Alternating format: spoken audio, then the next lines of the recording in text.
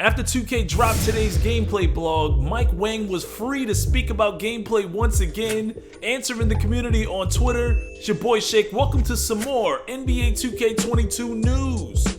I got a lot to discuss, and he might be still tweeting as I'm doing this video, so let's dive right into this. To kick this off, I want to reiterate something Mike said over Twitter that was later deleted, clarifying one major difference between current and next gen. He says you won't lose your overall on next gen as we have a different system in place there. Overalls can still fluctuate on current gen.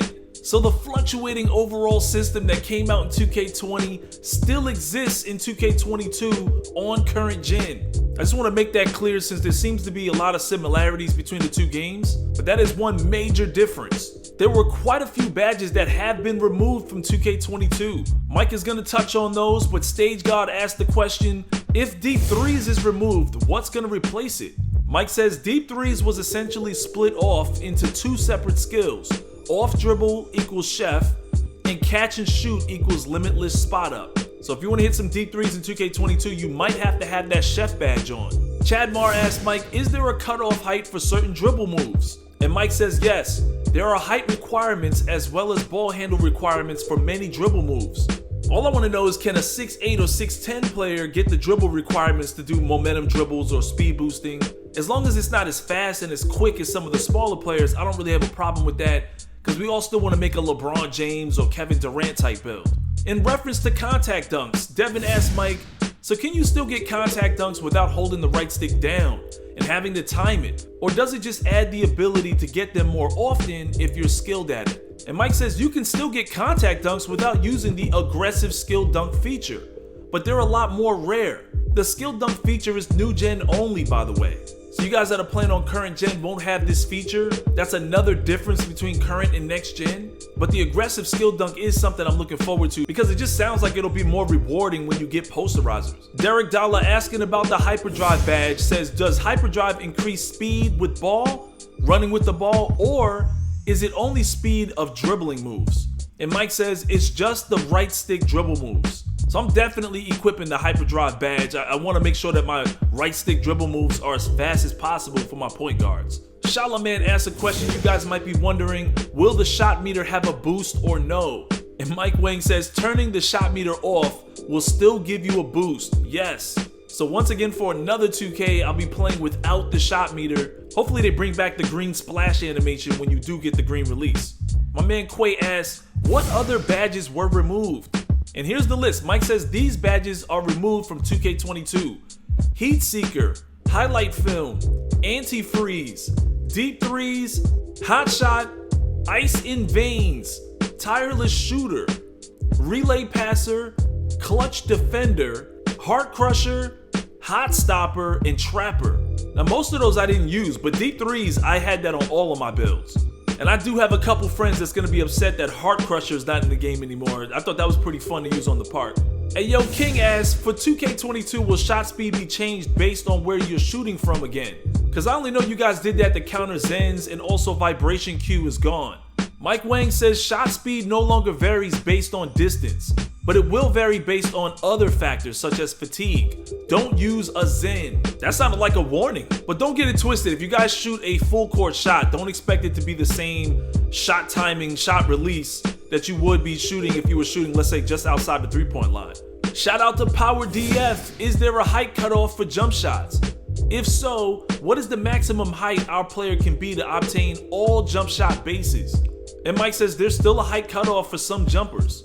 6'9" or under will get them all. This is huge because a lot of people make stretch bigs, and you want to know at what height your jumper actually slows down at. And at what height will you not be able to use the best jump shot in the game that you're using for your point guards. On next gen, it did feel like my 6'8 players shot a little bit slower than my 6'6 or 6'5 players, so keep that in mind. That might still be in the game as well. Big Crafty asks, are the badges on next gen and current gen the same this year? Or is it like last year where some badges overlapped and others didn't? And Mike says all badges are identical between gens. So once again, on both current and next gen, you'll be able to take advantage of those badge loadouts. Good question from Ray. He says, is the speed glitch gone? Mike says the speed glitch from current gen 2K21 is gone. I experienced it myself. It was definitely tough to deal with, but not the worst thing that I've seen in 2K in the last few years. We got some in-depth gameplay explanations coming from Mike. Lonesome DB asks, will the dunk timing for next gen just be like the shot meter, or will it be a button timing? And will you be able to turn it off? He definitely sounds kind of nervous about this. Mike says, move and hold the pro stick down to start the dunk. The meter starts to fill. Release the stick at the top of the meter. If you hit the perfect timing, middle of the make window, you'll always make it. If you're in the window but miss the perfect timing, there's still a chance to miss. Mike says there's no option to turn it off, but if you don't want to use it, you don't have to. Just hold the pro stick in a different direction or use the shot button instead. You don't have to fear the new dunk system. It's not like you're going to be forced to time a dunk on fast breaks when you're wide open all the time. But it definitely sounds like you will if you try to catch a body. A phenomenal question from Cranky. He asks, what ball control I need for pro dribble moves in next gen? Mike says you'll want an 85 ball handle. So you heard it here. You have to have an 85 ball handle for the pro dribble packages. In 2K21, it was an 80 ball handle. However, there were a couple of power forwards I made in 2K21 that at 99 overall, they still got an 85 ball handle. It took a lot of your attribute points, but it might still be possible to have a tall ball handler. Another good question. Hey Mike, big fan right here. Just wondering in 2K22, are fades from the mid-range gonna be consistent? And Mike says with the right ratings and badges, midi fades are deadly. Now I'll tell you guys in 2K20, they were extremely deadly, but in 21, I hardly used them. So I'm kind of glad that they're going back to this. It creates way more variety with gameplay styles. Got another good one from Scrooge McQuee. Can you elaborate on glue hands?